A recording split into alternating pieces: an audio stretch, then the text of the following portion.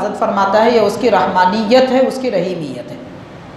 اس کے متعلق صاحب تفسیر روح البیان علامہ اسماعیل حقی رحمۃ اللہ علیہ ارشاد فرماتے ہیں، حضرت ذو المصری رحمۃ اللہ علیہ نے فرمایا کہ ایک مرتبہ اچانک میرے دل میں ایک لقلقہ پیدا ہوا۔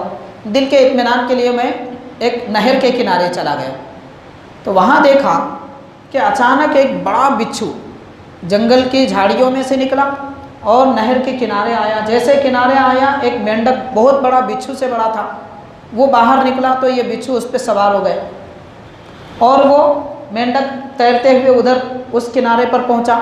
میں دیکھا کہ اتنا بڑا بچھو، اتنا بڑا مینڈک، اور اس سے بچھو کی کیا بات ہوئی، یہ کیوں آیا، یہ کیوں اسے سوار کر کے جا رہا ہے، بڑا تعجب والا منظر دکھا۔ تو میں بھی نہر میں چھلانگ لگایا اور تیرتے ہوئے اس طرف چلا۔ جب اس جانب جا کر دیکھا تو وہاں کنارے پر درخت کے سائے میں ایک آدمی سو رہا ہے اور ایک بڑا سانپ اژدہا اسے نگلنے کے لیے آ رہا ہے، اور یہ بچھو بھی بڑا تھا۔ وہ دونوں آپس میں لڑنے لگے، ایک دوسرے کو زہر دے کر مارنے لگے، دونوں مر گئے۔ اتنے میں وہ آدمی جاگ گیا اور دیکھا، اللہ کا شکر کیا کہ پروردگار نے ایک موت کو بھیج کر دوسرے موت سے بچا لیا۔ بچھو سے بھی زہر ہے، اس سے بھی زہر ہے، دونوں سے نقصان ہے، مگر پروردگار جب رحم فرماتا ہے ایسے رحم فرماتا ہے۔ اب آپ غور کیجئے، ہمیں کسی سے ڈرنے کی کیا ضرورت ہے؟ کیا ضرورت ہے کسی سے ڈرنے کی؟ کیوں خوف ہوتا ہے کسی کو؟ یہ کیا کر دے گا، وہ کیا کر دے گا؟ پروردگار سے لو لگا کے دیکھیے، قلب کا اطمینان، دل کا سکون اللہ کی طرف رجوع کرنے میں، باقی کہیں نہیں ہے۔ اور وہ اطمینان اللہ کے دربار میں ملتا ہے، در در بھٹکنے سے نہیں ملتا۔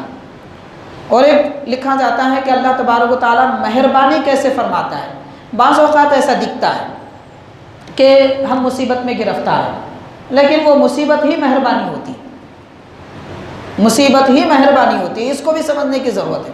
وہ کیسے؟ اللہ کی رحمانیت ہے، اس کی مہربانی ہے۔ وہ اس طرح کہ حضرت علامہ اسماعیل حقی رحمۃ اللہ علیہ اور ایک بات یہ سمجھاتے ہوئے لکھتے ہیں، تحریر فرماتے ہیں کہ دیکھیے، جب کوے کو اس کے بچے ہوتے ہیں تو وہ صرف چمڑی والا ہوتا ہے، جلد والا ہوتا ہے، کالی جلد والا ہوتا ہے، اسے دیکھ کر کوا بھی دور بھاگ جاتا ہے، یہ کیفیت ہوتی ہے۔